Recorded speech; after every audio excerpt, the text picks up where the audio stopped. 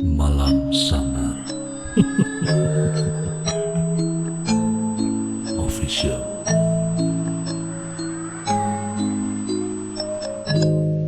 Jadi hari ini saya akan berkongsi dengan kamu tentang 3 permainan legendary ataupun urban legend lah yang selalu kita dengar, tetapi mungkin ada yang sudah tahu ataupun belum tahu asal usul dari mana permainan ini ditemukan dan kenapa ia dimainkan.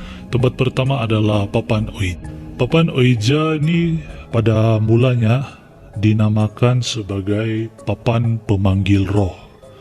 Tetapi apabila Papan Oija ini dinamakan semula oleh Charles Bennett dan Elijah Bond pada awal 80-an dan mulai dijual di Amerika Syarikat. Sebenarnya Papan Oija ini ditemukan pada awal abad ke-12 dan mulai populer pada awal abad ke-18. Dikatakan Papan Oija ini mampu berkomunikasi dengan makhluk gaib dan juga mampu memberikan jawaban tentang masa depan, masa lalu, dan masa sekarang. Itu merupakan kepercayaan bagi sesiapa yang bermain Oija board lah. Namun, Papan Oija ini sebenarnya masih ramai yang percaya mampu berkomunikasi dengan makhluk gaib. Tetapi kebanyakan yang datang bukanlah makhluk gaib, tetapi syaitan dan juga iblis. Papan Oija ini merupakan satu permainan yang sangat populer di mana kita sentiasa mendengar cerita tentang Papan Oija ini sama ada dari masyarakat ataupun filem-filem tempatan dan luar negara. Di tempat kedua kita ada Bloody Mary. Bloody Mary ini merupakan sebuah legenda urban di Amerika Syarikat. Sebut saja Bloody Mary. Mesti ramai yang pernah dengar dan ataupun sudah tahulah apa itu sebenarnya Bloody Mary. Oleh kerana Bloody Mary ini banyak diangkat menjadi filem-filem dan juga novel-novel. Jadi secara umum banyak yang memang sudah mengetahui asal-usul Bloody Mary.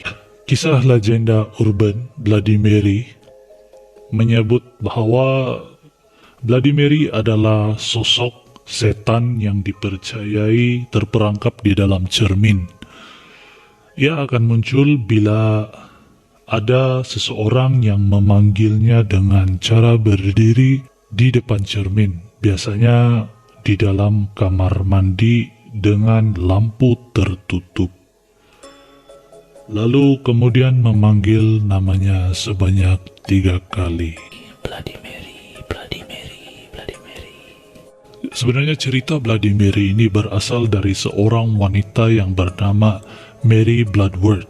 Mary Bloodworth yang hidup di era tahun 1700, di mana dia tinggal di Massachusetts. Ia tinggal di sebuah pondok kecil di dalam hutan dengan pekerjaan menjual ramuan herbal. Namun penduduk desa memanggil Mary Bloodworth sebagai Mary Worthington dengan nama panggilan si penyihir. Pada satu masa itu di kampung itu ataupun di desa itu, semua gadis-gadis ataupun anak-anak gadis muda hilang dari kampung itulah. Dan si Mary ini dia dituduh sebagai pelaku. Dia dihukum tanpa usul periksa dan dia terus dibunuh. Dan kalau saya tidak silap, dia digantung sampai mati. Okey. Itu berlaku pada 1741. Dan kemudian yang sadis dan ngeri dia, si Mary tadi yang digantung tanpa bicara tu, tanpa usul periksa, dia terus ditanam bersama-sama dengan orang yang melakukan sihir pada ketika itu. Kerana pada zaman itu Sesiapa yang melakukan sihir atau mempraktikkan sihir akan terus dibunuh tanpa bicara. Dan si Mary ini tanpa usul periksa terus dibunuh. Dan itu adalah sedikit cerita pasal Bloody Mary. Dan seterusnya di tempat ketiga atau di tempat terakhir adalah Jai Langkung. Permainan ini berasal daripada, sebenarnya permainan ini famous di Indonesia. Tetapi asal usul permainan ini sebenarnya adalah daripada China.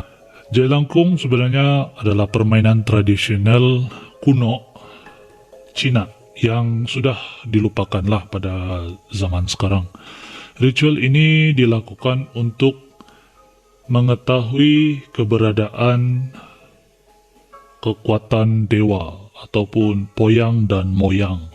Okey, poyang dan moyang ni sebenarnya adalah hampir sama dengan nenek moyang, Sebutan sebenarnya adalah Cai Lan Kong dan Cai Lan Si.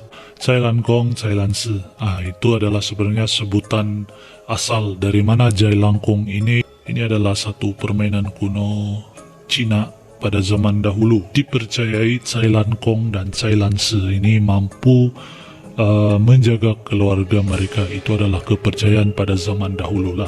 Untuk permainan ini pula perlu menggunakan media tertentu.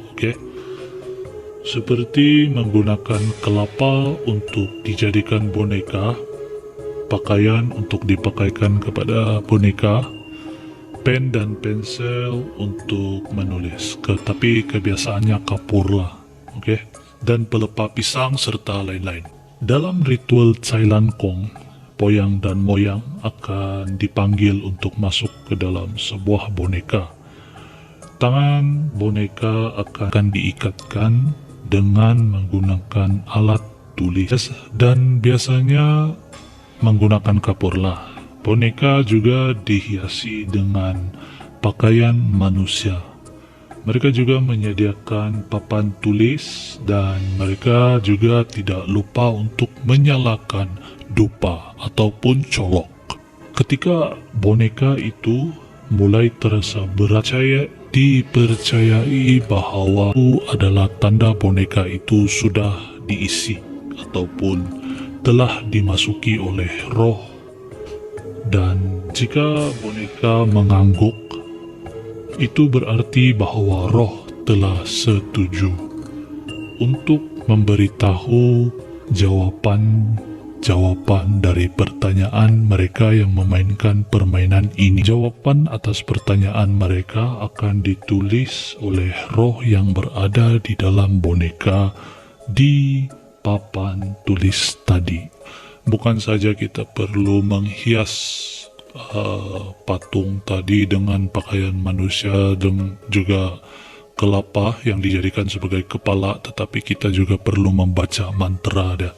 Mantra dari permainan ini tersedia dalam berbagai bahasa sebenarnya. Tapi versi bahasa Indonesianya adalah macam ni. Jai Langkung, Jai Lansat. Di sini ada pesta kecil-kecilan. Jai Langkung, Jai Lansat. Datang tidak diundang, pergi tidak diantar. Jadi itu adalah cara memanggil. Mantra ini akan diucapkan berkali-kali dan setelah roh diyakini telah memasuki boneka, maka pemain dapat meminta apapun yang mereka inginkan. Pertanyaan akan dijawab dengan alat tulis yang dilekatkan di bawah boneka. Okey, jadi itu merupakan 3 permainan yang mistis. Itulah asal-usul dari papan Ouija, Bloody Mary dan juga Jai Langkung. Jangan lupa untuk Malam Samar Official.